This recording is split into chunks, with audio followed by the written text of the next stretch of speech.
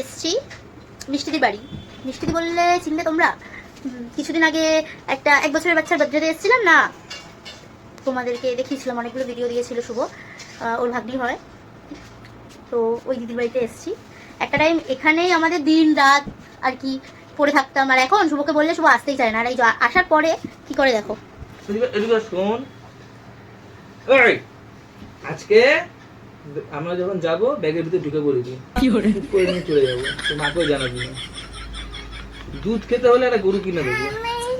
আমি কি মা এই কথা বলতে শিখছে গো, বলে আমি বাঙালি কথা বলছে তো, বাংলায় কথা বলছি না। হিন্দি বলো, হিন্দি বলো, বলো কাহা সে আয়ে হো, কা খাতে হো, হিন্দি বলো। বলে আমি মিক্স ম্যাচ, অর্ধেক বাংলা বলবো অর্ধেক হিন্দি বলবো, তাই তো মা? হ্যালো হ্যালো হ্যালো, ওখানে হাই বলো তো, হাই হাই হাই বলো, হাই ই ই ই